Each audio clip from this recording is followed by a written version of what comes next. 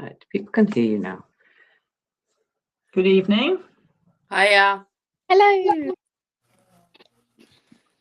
Hello. Good evening, everybody. We're just waiting for a few to come in, and then we'll get started. Let me put this on. See how we're getting on. Do you have to do the housekeeping? Yeah, I was just going to say, those of you that are with us, if you could turn your cameras on, that would be good, if you possibly can. Hi, I am here. I'm just I've got a baby again. But I'm Okay, going to be listening in, okay? thank you, Luke. Okay, so just to let you know, guys, this is going to be recorded for YouTube. So if anyone's got any objection to that, please let me know now. Otherwise, we're going to go ahead with the recording. Okay, great. So that's it in the housekeeping, I think. So what we're going to talk about tonight is how to prepare for a standards check and or a part 3. So I'd like to actually kick off with you guys. So does anybody have any idea how you might prepare for a standards check or a part 3? What would you do? What would your thought process be? Anybody want to dive in with that one? I know there's slightly different preparation for the 2 different exams. Okay, all right, so no one's jumping in, so that's fine. We'll take it from there. So let's have a look at your part 3 first of all, which is slightly different beast in terms of preparation to a standards check. Although, of course, the exam is the same and the marking criteria is the same. But in terms of your preparation, there will be different things that you need to consider. Now, obviously, with the part 3, you're going to have much more notice that it's going to be coming up on the horizon because you're going to be probably on your pink license working towards that final exam. So, I mean, the main thing really is to know the marking criteria, know the exam, and obviously get some training, whether that be with us at Hart or another company. I think it's really important that you just don't go into part 3 without really knowing what it is that you're going into, what to expect, and to have some decent training and mock testing yourself for that exam. Just coming in, sorry, coming into view. One of the useful things, and I've put up the success guide. Can you all see that clearly? No. Oh, yeah. Oh. Yeah. Can you see it? You can download that on this chat. If you just have a look at the bottom, there is a copy of it which you can download, which is free. There are some links in that document which are to the ADI 1, which is the examiner's guide, section 3 of the examiner's guide, which is basically a really good explanation of how they conduct the test. For those who are facing part 3, section 3.24 actually covers what competency looks like from an examiner's perspective, which is a really, really insightful tool because it actually does say what a lack of competency looks like as well. So from your perspective, if you're facing either a part 3 or a standards check, section 4 of the ADI 1 covers standards check, and I think it's section 4.22 from memory, but it's actually given on the success guide. So the first step is really get familiar with what's expected of you, and if it's still not clear, then speak to your trainer, whoever that might be, and get some clarity on what, for example, one of the things that used to cause some problems were what is a student-centered approach? How does that look in practice? And actually spending a little bit of time understanding what the exam criteria is really valuable. And the document, the ADI 1, is, I think, probably a really good insight. It's a bit of a turgid read because it's quite dense. But actually, if you go to those sections that we've highlighted, that's where they talk about the competency for each exam. And I think that's a really good insight. And the next thing is to use that insight as to what the exam's all about. But at the same time, whether you're on a training license or you're on a full license and you've been practicing and you're waiting for a standards check, And just to be clear, the DVSA have restarted their standards checks programme. And I know that because we've had requests for urgent support coming in to our inbox. So people who are being marked at the moment for standards checks are either people that have been on a green licence and have never had one, and often are coming up to a second green licence. And we're seeing in Salisbury, particularly because they've got on top of their lists that those kind of candidates are being now brought in for standards check. So they're trying to get rid of their backlog.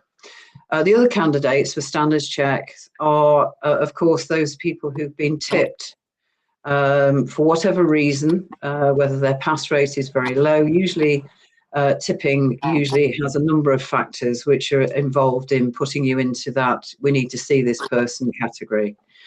Now, there's an article on our website which has a video about the tip process. So if you look at our website, and there's a link to it at the top of this page, but it's drivehart-instructortraining.com. There's a free article there which says, and it's had a copy of the DVSA tip program, which is well worth a read, because get familiar with it. The other side of it is we always recommend that people who come to us get their DVSA stats. And you can do that by clicking on .gov and requesting your stats. And usually they come pretty quickly, I think within a couple of days.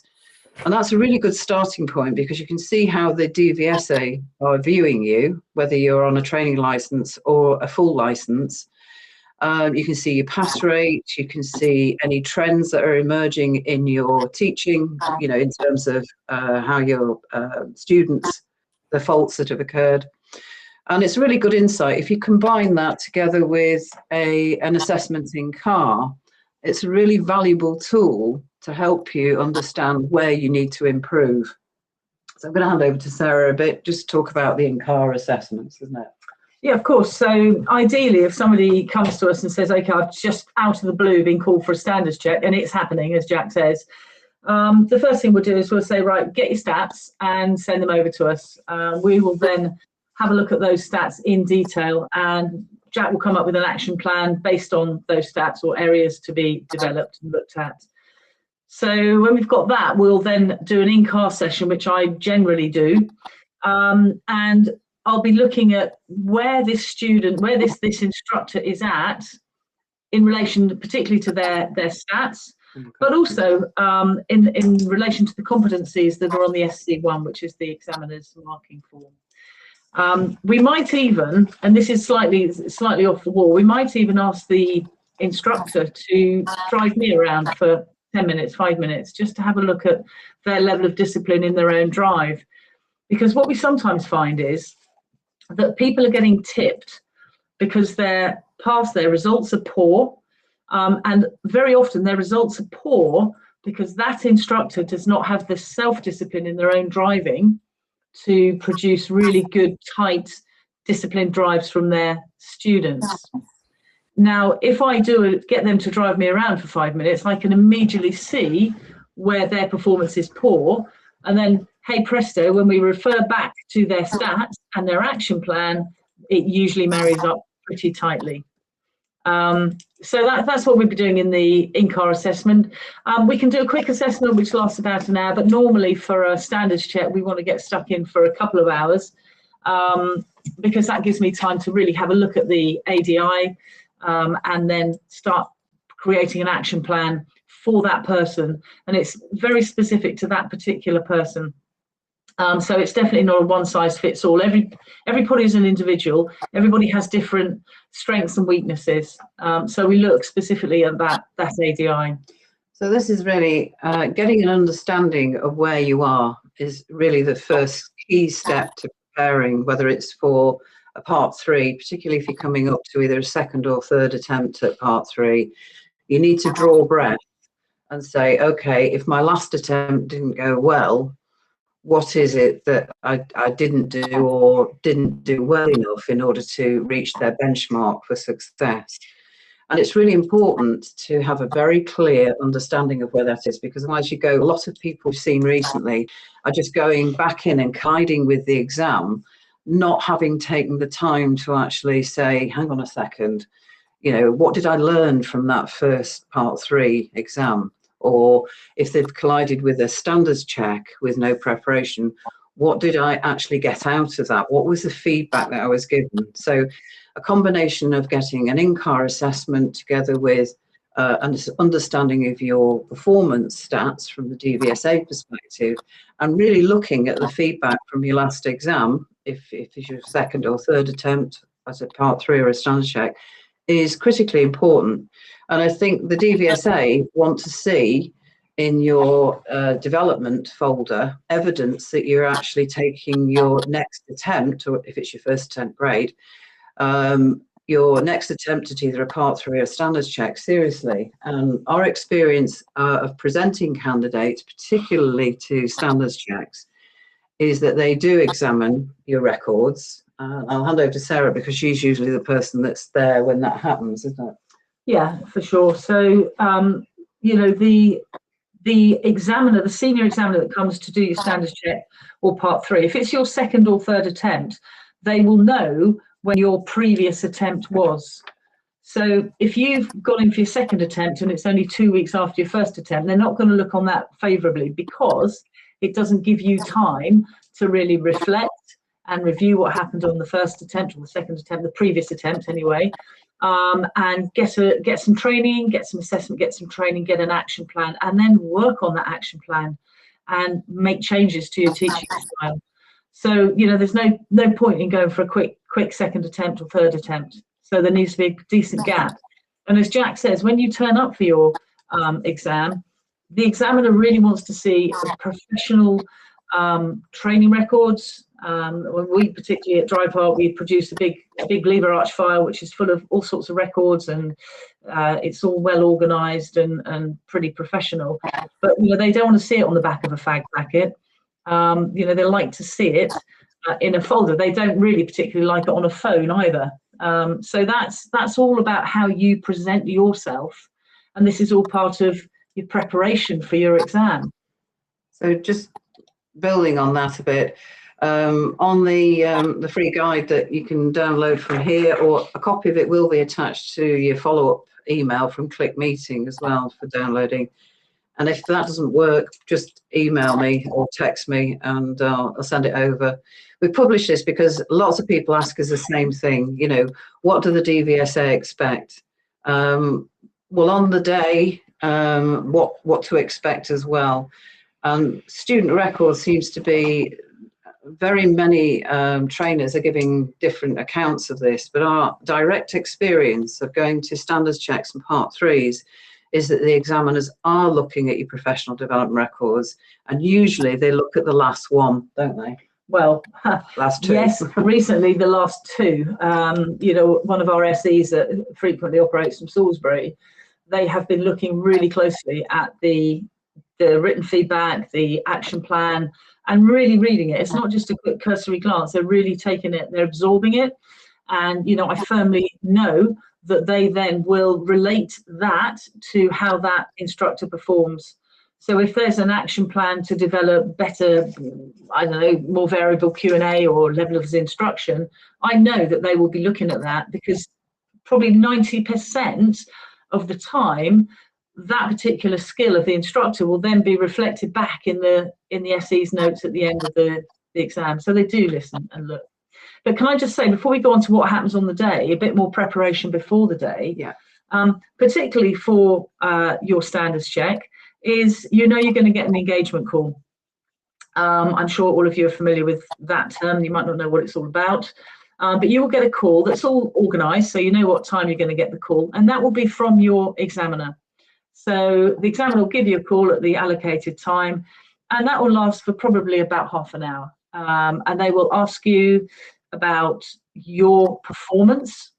So that's why it's really important to get your stats beforehand, because if you don't have a clue how your performance is, That's Yeah. not great. And the key thing is they all know if you've downloaded your stats, because it's a little tick next to your record, and that's what they see. So if you haven't actually taken the time to look at your performance, which is a free service, it's a quick service as well, I'm quite impressed with the DVSA on this, then every 6 months or every year at least, make sure that you've downloaded those stats, and don't just sort of download them and stick them in a folder.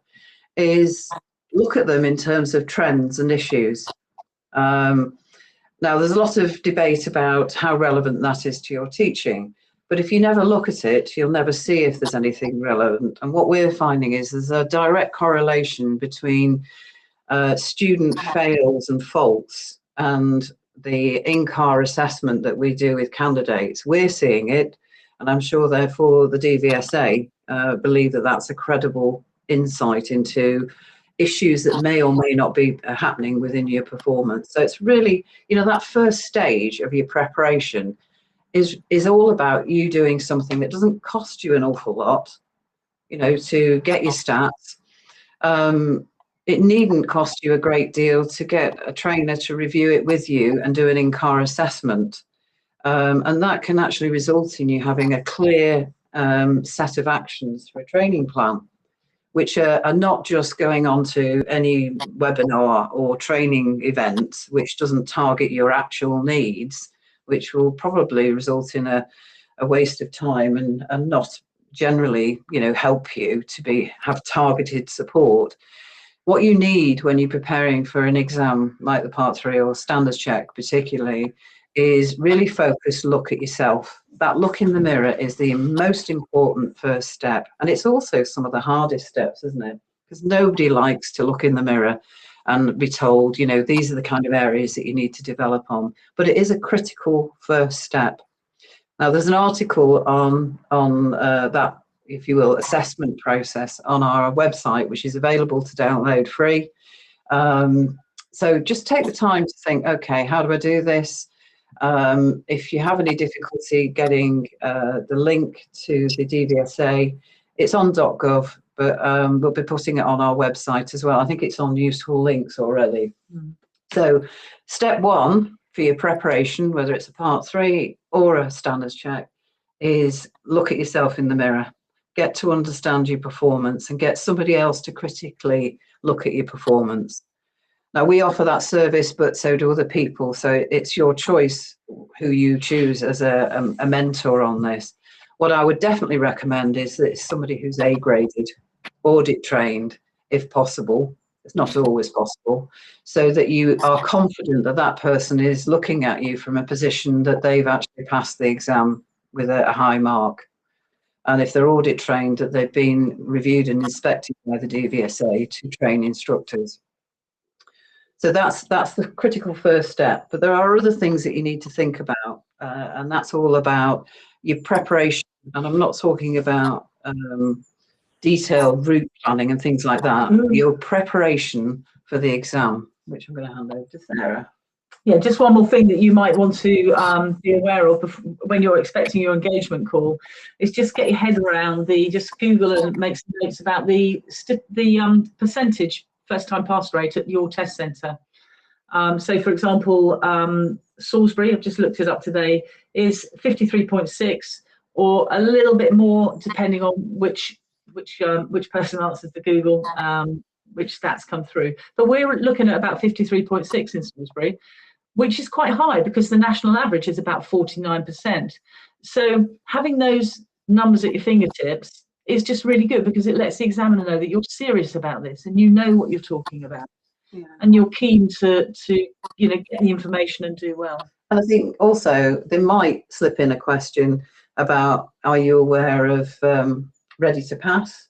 And do you Definitely use will. the materials that are available on Ready to Pass, which are available online? Again, there's a link on our website to Ready to Pass if you have a look, if you've not seen it before. And they might also ask about any other key projects or programs that are coming up. So, for example, we got a couple of sessions where they were saying, have you looked at the updates of the highway code? Because there was a major update. So they're looking to see gently that you have kept yourself refreshed. in the engagement call, they will definitely ask what development you've had since you passed your test. And, you know, it really is up to you to be able to sort of reassure them, because it creates an impression at that first call. It's not marked, it's not part of your exam, but it definitely creates a clear impression of whether or not you're understanding your operating context, you know, understanding any key developments, key programs, and also have you taken the time to look at your own performance and get some development. So after the engagement call, unless there's anything else on the engagement call. No, I don't think so, unless anybody's got any queries or questions they'd like to put through. Lorraine, you're mute. You're muted, Lorraine. Sorry. How much notice will you get for a standards check? We're usually looking at about 3 or 4 weeks, I think, at the moment. But that can vary. But I think it's generally about that, isn't it? And Yeah. also, if you're an ADI and you've got to produce your record, your evidence of development, obviously when I did my part 3, I had the big folder from you and all of my, you know, stuff went in there. How far have I got to go back, and what have I got to put in the folder then?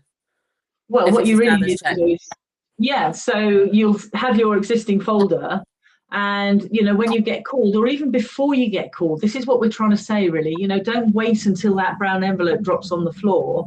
Get some professional development done anyway. Get someone to look at your own stats. But then if you go to a professional training company, they should produce records for you, training records, like we do after every session. So keep those training records and put them in your folder, and then you just, every time you do some professional development, just stick them in the folder, then you've got them. Right, so it's just from when I get the thingy, the 3 to 4 weeks, and then obviously I would contact you, and then it would be that training from there on. I'll be honest, Lorraine, I would do it in advance. I wouldn't wait. I mean, what the DVSA recommend is about 7 hours professional development per year. Now, if that's going to be to prepare you for an exam, that's fine. But a lot of people go to an awful lot of professional development events which are not targeting their actual preparation for an exam. So they might have lots of, I've viewed this webinar, or I've been to this seminar and what have you. But what we're finding is that kind of professional development isn't targeting their actual personal needs. Right. So well in advance of getting notice, if you've been operating, because effectively they have said in the past that you normally get, I got a standards check within 3 months of passing my part 3, which was horrifying. I don't think that's happening at the moment. I think it's anything over 12 months and more at the moment. But I know that Salisbury are getting back on top of things because they've got more examiners, they've got more capacity. And we are seeing people who have been on a green badge, and they're coming up for the renewal, being called for standards check now. So if you're in that bracket, I don't think you're quite in that bracket, Lorraine, in terms of you're on your first green badge, aren't you? But some people will be renewing their green badge. Those people, I would definitely start thinking about, am I prepared if I get called? Because the DVSA, what I would say anyway is the recommended level of professional development. I would personally want, for me, to make sure that it was targeted to what I needed to develop, and not just some random events that I attend. It saves you time and money, and really what you're looking at is how can I hone and develop my teaching skills. However you do that, that's how I would do it. So waiting until an envelope has dropped through the door, electronically or not, is really cutting it too fine, isn't it? Yeah. I mean, I think just thinking about the notice of a standards check, I think it might be a little bit longer, but you come to an agreement with the date that you can do. So it takes into account any holidays and stuff like that. But yeah, you don't want to wait until it comes, really. You want to get ahead of the game. Okay, thanks. With your part 3, you know it's coming because you're in that training process. You're probably on hold for an exam date. You're on your usually on your pink training license. So, that's looming anyway. But I think a lot of ADIs have just relaxed into well, I've had my green badge for years. I've never had been called. And suddenly, like Jack said at the beginning, we're getting calls from people saying, help, I've been called for a standards check, whether they've been tipped or not. So yeah, it's starting to rumble about a bit. Okay. Does that help, Lorraine? Yeah, cool. Okay. I mean, and if anybody wants to talk about their personal circumstance, Sarah's more than happy to take a call. Some people don't want to do chat over webinars. Yeah. Totally understand that. If you do want a free, no obligation chat, just to say, this is where I'm at, where do you think what I should do? We're happy to give that advice. And I'm sure any reputable trainer would do the same. Absolutely, yeah. Okay. So really getting the mirror up to your training practice is quite a crucial step. But then we get into the sort of the things that you can do on the run up to an exam, don't we? Yeah, absolutely. So as we said, try and get a trainer and start thinking about when you've got your date, then you can really start fine tuning. You've got to pick your student, haven't you? That's one of the most important things. In the old days, the examiner used to role play the student, so you had no choice. But now you can choose your student, and I think student selection is really important and something it might be worth popping over now. So your student needs to be somebody who you get on with, obviously, somebody who's communicative, and somebody who works well with you, that you have a bit of a rapport. Because there's nothing worse than taking a student to a standards check or a part 3 and there's no two-way conversation, all they do is grunt at you. That's not fantastic, because it's very hard to show that you are client-centered or student-centered. However, I would say that if you did have somebody who just grunted at you, the examiner is going to see that as well. So as long as you're making the right moves and saying the right things, then you can't really be criticized for them grunting at you, but it just makes your life harder. It makes it much, much harder, because really you want to get a dialogue going with the student. So student choice is very important. I would say also you need to get a backup student, because sometimes at the last minute people get sick, or they break their leg, or they get a last minute holiday deal, and so unfortunately you're not going to be their priority at that point, which they do quite often, I have to say. Yeah. It's most disconcerting to get a call at 6 Yeah. o'clock at night saying I'm in Malaga and you've got the test next day. Yeah, Which exactly. happened to us. So your student selection is really, really important. So again, get advice from your trainer about that, because they will work with you with that. Familiarization with the test format is critical, because if you don't know what you're going into, how it's going to work, how it's going to run, what's going to happen. And we know PDIs who have been set in to the lion's den, really, with a part 3, and they have no idea what's going to happen. They have no idea of the format of the day, and that's horrific. And also, they've sort of been told, well, just use it as a dummy run and use it for experience. Well, you can't do that, because you've only got 3 shouts and you're out with your part 3 in the standards check, as you know. So there's a lot riding on it. So you need to make sure that your first attempt is the best you can do. You going to say something? Nope, that's fine. So looking at the test format, getting your student is really important. You've got some things to avoid doing there, Jack, and I think probably what you're referring to is things like planning a route. Okay, we have a thing about you don't want to plan a route, because what tends to happen if you plan this route that you're going to go on your part 3 standards check, no matter what happens, this is where we're going. And I was with the PDI recently, and they said, that was one of my problems. I just followed where I knew I was going, and that was it, no matter what. And obviously that PDI wasn't successful on that attempt. Okay, is there any questions about preparation then, in terms of the tests? No? Okay.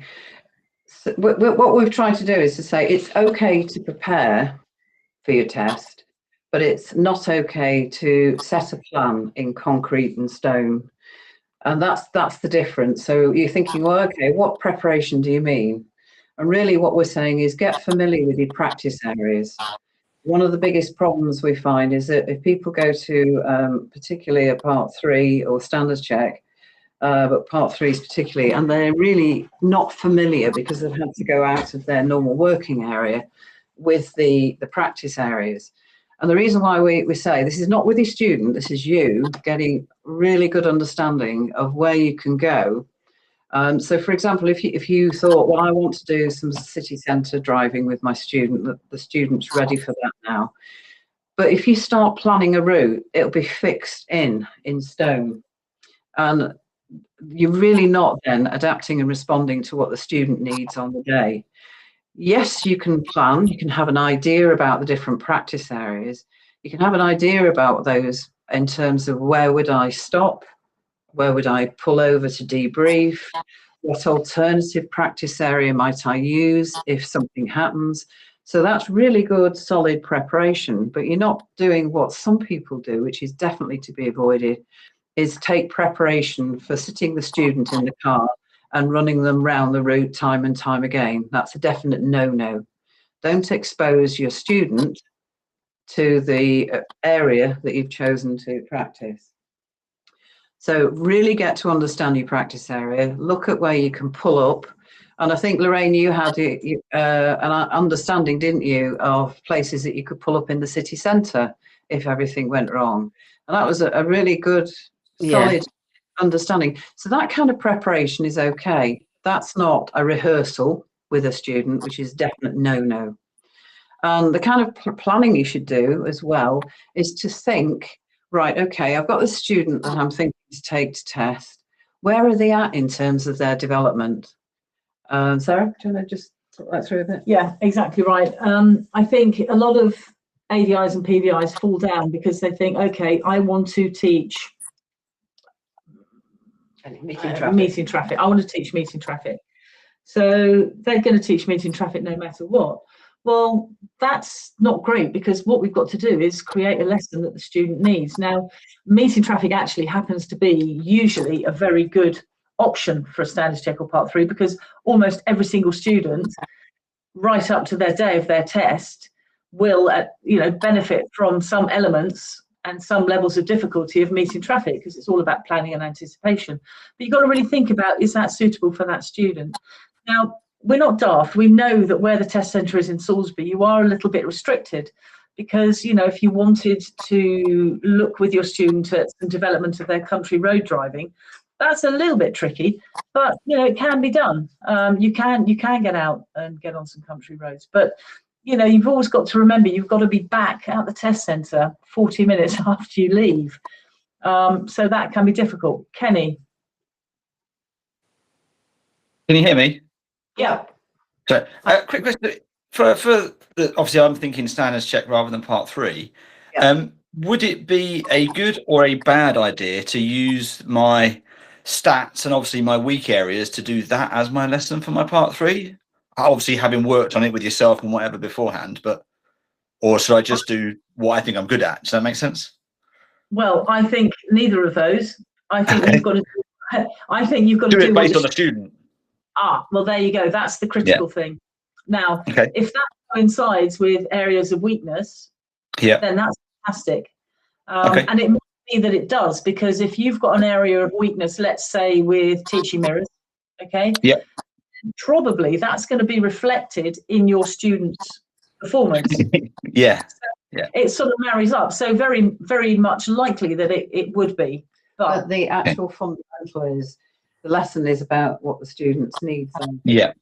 And it's identifying, responding and adapting in the car on the day.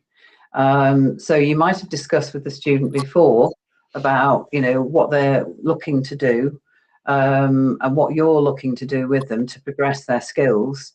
If you've been working with them on their decision making, for example, you'd be having a discussion with them, you're setting goals with them. But actually, if it all changes when you get into the car because another issue comes up, for example, lane discipline or something like that, then you're renegotiating the plan on the day in the car, responding and identifying what the student needs. So to focus on your skills would be to detract from a student-centred lesson. Okay. So you're really focusing on the student's needs, responding and adapting on the day. And that's a big emphasis. Sorry? You know, I think as well, with, you know, you set out with your student and you've agreed with your student what they'd like to work on that day. And there's little tips and techniques to get this right. But, you know, you've got this plan and you set off from the test centre, and then, oh my goodness, and we say it time and time again, don't we? But we only say it because it's true and it happens. The student who was up here in their performance and their ability and their skills suddenly is right down here. So you're having to deal with a whole load of other problems that normally don't occur.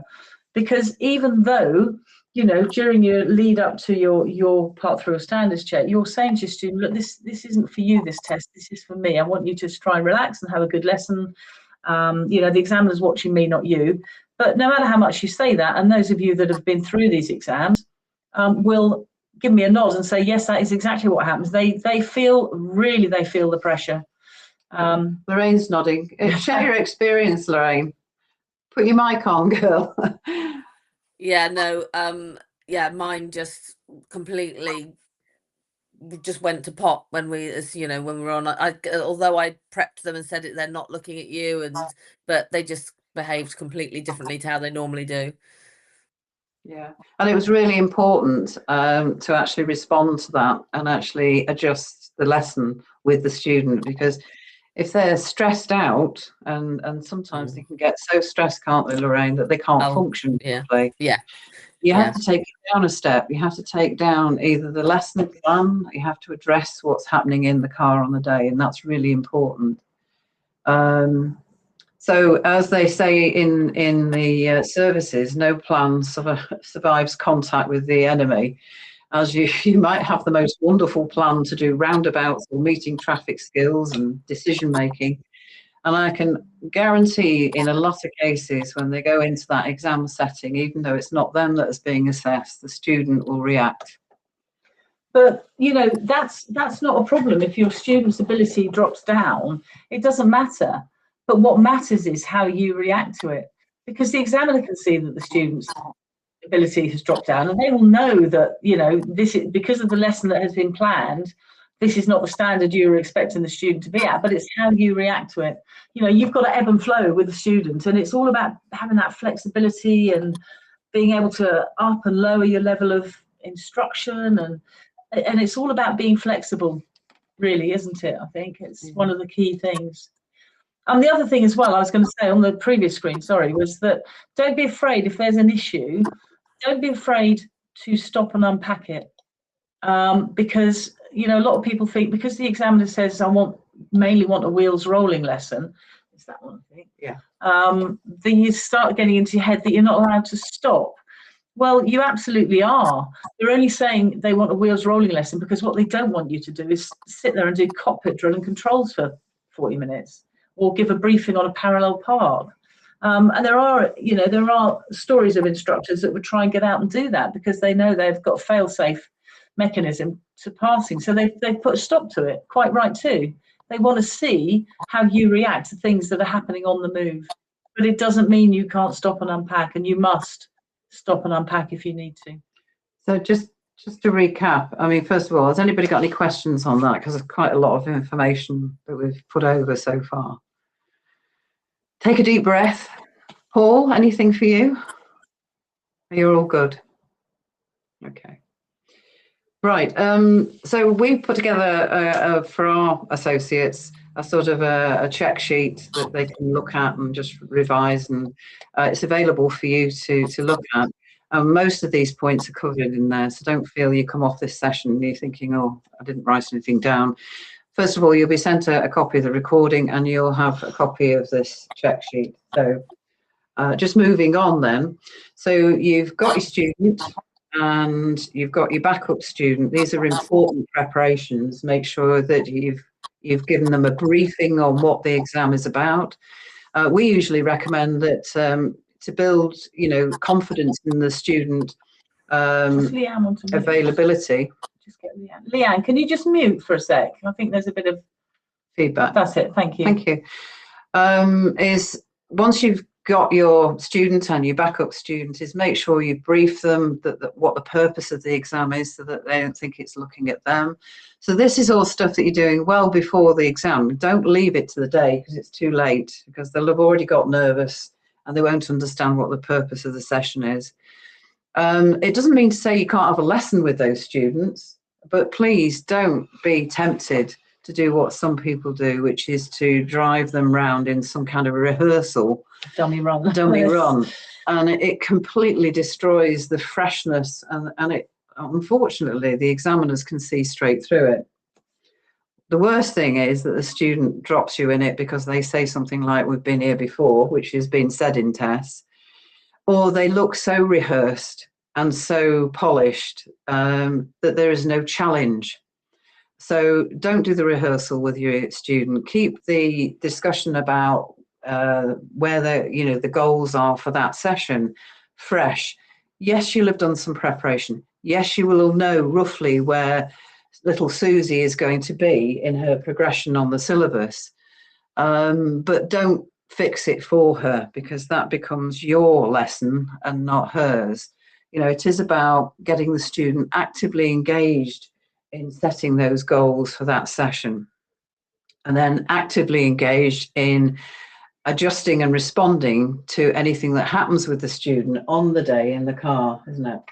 Yeah, absolutely. But, we're saying don't go and have a dummy run, and don't, absolutely right, don't do that. But that doesn't mean that you can't take the student on some of the roads that you might be thinking of using. Some of the training areas you could go, but maybe have a different level of instruction. Okay, but don't, as Jack says, absolutely don't rehearse what you're going to do from start to finish, because that will not set you in good stead. But there's nothing wrong with having a little scurry around some of the training areas, but perhaps with different levels of instruction. There's nothing wrong with that at all. But you've got to be ready to be flexible. That's the thing. And you'll probably find that your whole part 3 or standards check is a completely different lesson to what you thought it was going to be. Okay, so we've covered some of the things that not to do on the preparation side. So I'm just going to stop there for a second and say, are there any questions about that element of it that you want to sort of unpack, or are there any questions about other aspects of the exam that you want covering? I'm just conscious of our time scale. No? Can everyone can see that? Has anybody got any questions about the general format that you can see on your screen there? Have a little read through that, see if there's anything that you're not sure about. While you're having a think about if there's any other questions, this applies to both Part 3 and Standards Check. Is really, I said to you before about Part 3, Section 3.24 of the ADI1. When you get this document, it's linked to it, hopefully. But if not, the ADI1 is available on .gov. If you just type in ADI1 Examiner's Guide. And for Standards Check, I would definitely make sure that you've read Section 4.22 and understand the marking criteria. So the SC1 is obviously the marking sheet. What are the examiners really looking for? And we'll just sort of wrap up with this. I hope you can see that, but they're generally speaking, it's looking at a student-centered lesson. So it's not you telling people, it's really engaged with the student actively. Do you want to say more on that, Sarah? Yeah, so of course we're going to deliver a student-centered lesson. We've got to have clear goals. And I think that's one of the first things. It's right at the top of the SC1, it's right at the top of this list here, and it's got to be right at the top of your agenda as well. Because if you head off on your lesson without having set clear goals, nobody really knows what we're trying to achieve, okay? Particularly as you've got such a short space of time, you've only got 40 minutes. So really clear goals that have been agreed by you and your students, okay? Then as you head off, you've got to be responsive straight away. And it might be that very early on, as we've just said, you change everything because your students' needs have changed. Student-centered approach, does everybody know what we mean by that? It's a thing, client-centered, student-centered. It means that you are responding to what your students' needs are. Your student is involved in decision-making about how the lesson's going to run. It doesn't mean you have to do what your student says, You know, if they say something that is completely not appropriate for that student, you don't have to do that because they've said they want to do it, but you have to get them involved in the decision making and the planning of the lesson. So risk management, that's always a big one. It's very easy to slip up by thinking, okay, so we've set out and my student wants to be driving independently. So therefore my level of instruction is going to be right down, maybe a bit of Q&A. And then something's happening ahead of you. And I had a PDI not so long ago, and they failed their part 3 because they didn't react. Something was happening ahead and they didn't react. And I said, well, why didn't you react? This is after the exam and all that. And they said, well, because I was trying to get the student to drive independently. So that's the point at which you have to suddenly jump in with a different level of instruction. You've got to get in there, get ahead and get stuck in, because if it's something that's safety critical, and if they're not dealing with it, then, you know, they're no longer able to drive independently at that point. So we keep saying it, don't be afraid to vary your level of instruction. But when you're not giving them instructions, you might be asking stretching Q&A questions because you can't sit there silently. So those, did you want to say something like that? No, I think you're probably familiar with all this. So what I would say to you is, if there's any kind of aspect of the exam that you want to explore now, because we've thrown quite a lot of information at you, and again, this is written down for you to look at. So anybody got any questions about, should we say, part 3 in terms of general format? Okay. Standards check? Not a question in sight. So if I'm going to give you a scenario then, and I'd like you to put your mics on and tell me if you think this is suitable. Okay, so I'm going to do a bit of role play. Sarah, you're going to role play the student. I'm the student, okay. Okay. That's good morning, Sarah. Good morning, Julia. Right. Well, today we're going to do roundabouts, and I'm going to take you on Castle, and that should take us about 10 minutes, I think, and then we'll come back and look and see how you did. Is that okay? Yep. All right. Over to you. Is that a suitable setting of goals? Paul has his hand up. Can please switch your mics on? What's wrong with it then? What's wrong with that? Well, you just told her what you were doing. Did I? Yeah. Did she say yes or no? She said yes. Okay, but I told her. Yeah. Paul, what are you going to say? Paul? A roundabout isn't really the right thing to be doing. A roundabout is an inanimate object. What are we doing on the roundabout?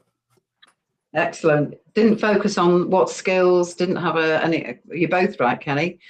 There wasn't that level of open exploration as to what needed to be addressed. There wasn't much openness at all, if I'm honest. It was very closed, wasn't it? Very closed, very directional, telling. You're right, Kenny, absolutely.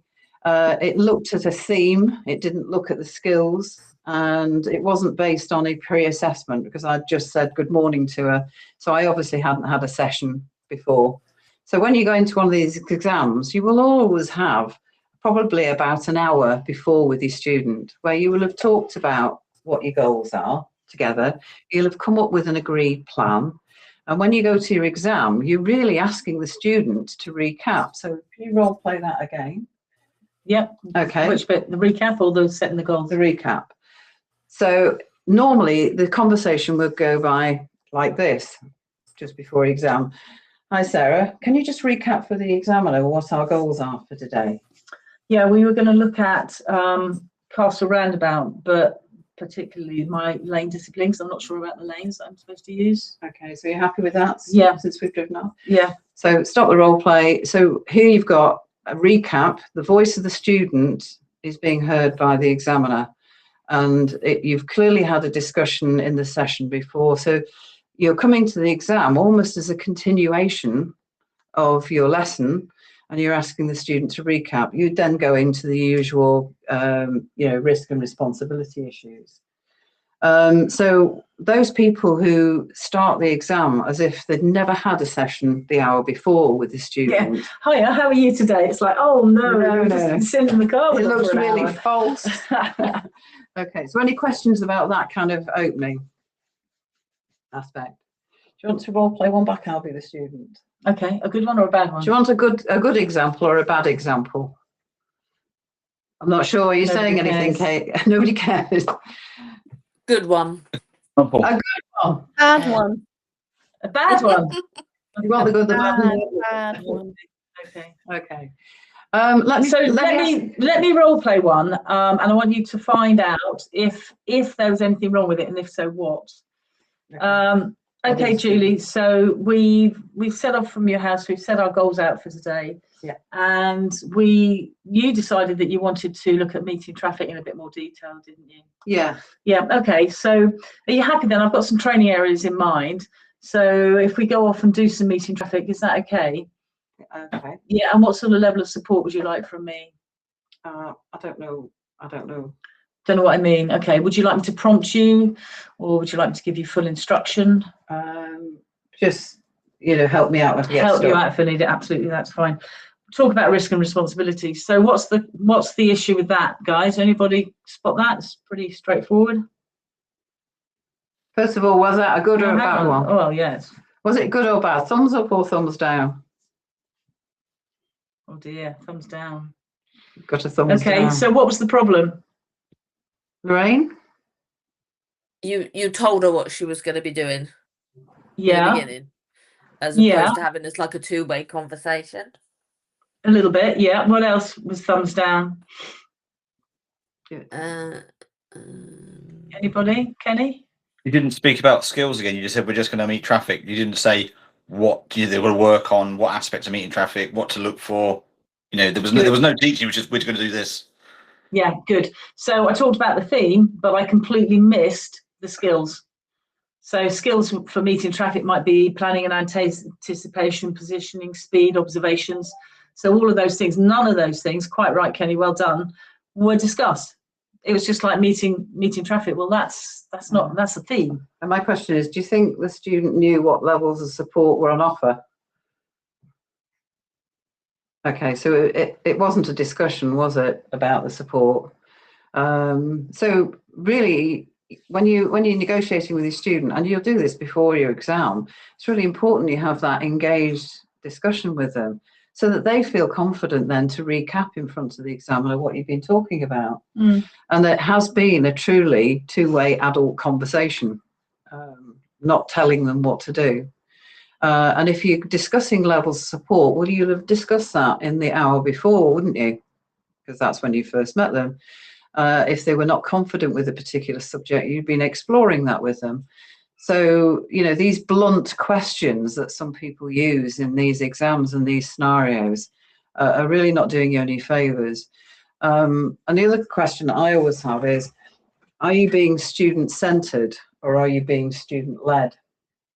So, if you ask very flat questions like, how would you score yourself on confidence, 1 to 5? What would be a more engaged way of doing that? Yeah. So, okay, Julie, so we're looking today at your confidence level with meeting traffic. So if we were to scale you 1 to 5, 1 being I have no confidence whatsoever, 5 being I'm supremely confident, whereabouts do you think you'd sit with your level of confidence right now? I'm not very confident at all. Okay, so could you give me a number, or? Probably about 1 or a 2. About a 1 or a 2, okay. So what would we like to aim for by the end of the session? Well, feeling better about it. Yeah, so maybe a number, or Yeah. don't feel comfortable giving a number? No. I just I really get pressured when I go into meeting traffic situations. Yeah, okay. Well, we've talked about the sort of skills, haven't we? We've talked about we're going to look further ahead. I'm going to give you all the help you need, making decisions and having a plan up your sleeve. So you see how we've just very gently tried to get her to scale, which she doesn't seem to be very happy about. So we'll drop it, and we don't have to scale. What an awkward student. But the other thing that's really important is a scale's okay, but actually what you want to dig into is what is the issue that this student is not confident with, because that's really where you want to be aiming for. So you're exploring that in a conversation with her. So what are you not comfortable with? What do you feel that you'd like to work on that aspect? And sometimes the student might not be able to articulate it as meeting traffic. In fact, 90% of them wouldn't be able to. they might say, I always feel a bit rushed and a bit pressured in town centre. So what do you think that could be, Paul?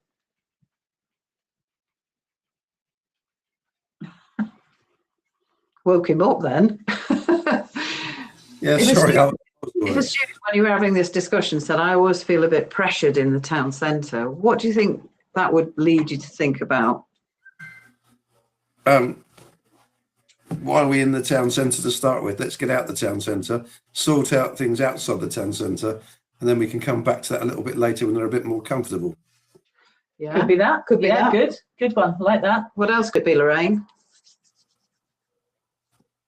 Well, I would probably ask them what aspect of being in the city centre they felt they weren't happy with. Was it the amount of, pedestrian crossings they've got to deal with? Is it the buses coming towards them, the decision making going around things, and what have you? And that's exactly it. Ask them and explore. And it might be just general planning and anticipation, looking far enough ahead. Maybe they're not looking far enough ahead. So you might do the little exercise with the scaling on the bonnet on the tarmac and then looking up from 1 to 10, or, there's loads of little tricks. But as you're both right, if it's not right, get them out and try and dig into the basic skills first, so that when you can get them back in the city, they're feeling more comfortable with it. Yeah. The key thing is explore with the student. So it's adult to adult conversation, where you're exploring if you've been tackling or about to tackle a new area or a new skill, then it's understandable that they won't have an awful lot of confidence in that area. So it's really important to find out, well, what's underpinning that? If they've had a bad experience on roundabouts and you're just setting off to do roundabouts with them, what was their bad experience? And we often come across students who've had road traffic accidents, so they might be frightened of a particular road scenario, like fast driving on a dual carriageway, because that's where their accident happened. And it's really important to unpack that and understand their experience. So those things can help to get a good understanding of what the students' needs are. But yeah, so we're given a couple of scenarios there. Does anybody else want anything sort of unpacking in terms of the opening and approach? Nope. Okay. I think we've covered quite a lot tonight. We've covered quite a lot tonight, but the key thing about preparation for your part 3 and your standards check is make sure that you have that look in the mirror, find out how you are performing. Take the time well before you get a notification of either exam to actually get an understanding, get an action plan together, so that you're working on the skills that you need to, rather than just having any random training event. And show that in your professional development folder, so the DVSA examiners can see what you've been working on and how you've been developing those key skills and competencies. And as you go towards the exam, make sure that you're not frightened of doing preparation, but you don't do the wrong kind of preparation and start getting into rehearsals and fixed into a plan and route. So understand, and it comes back to that discussion we had before when Kenny asked the question, was this is about delivering a good lesson for your student and getting some, and this is really important, getting some real learning outcomes that the examiner can see from the conversation with the student in the debrief at the end, and also it's evident from how you've structured the lesson. So we refer to that as having a really good focused lesson with clear goals, where you've responded and adapted to the needs of the student. Okay. I mean, there's so many things to talk about, because the SC1 has got so many elements, and we're only dipping and diving into a few. But have a look at this check sheet against your own performance. And as Jack said at the beginning, if you've got any issues or queries, then pick up the phone to us. Okay, we're here. This is what we do, and we like doing it, and we like helping people. So don't be afraid to pick up the phone and get in touch, but do use it and see how you go. And we'd be grateful of your feedback as well, to see how it works for you. So do you want to do a roundup? Yeah, so hopefully that's been useful for you. We did focus quite a lot on the preparation for standards check in part 3. So just going around the room, if anybody's got anything, I'm not going to put you on the spot and ask you for anything, but if anyone's got any comments or observations they'd like to add, then please put your hand up. Anything from Anything from anyone? No, I don't think so. Okay, right. So thank you for closed. attending tonight. As I said before, you'll be sent an email which will have a link, and this is important, to a certificate which you can download. Now, we have allocated a 2-hour slot on your certificate because we're assuming that you'll want to read the success guide after and just reflect on it. So the certificate will indicate that you've done 2 hours development based on the fact that you read the success guide. Just to refresh and just think, yeah, I use that as a checklist for your self-development. Also, there'll be a link to this recording. It is a public link, so it'll be on YouTube, but you'll be sent a direct link anyway in the correspondence. And really importantly, and please, can I ask you if you can give us any feedback on how we can improve the format, or your own feedback on the experience tonight? We'd be really grateful for that.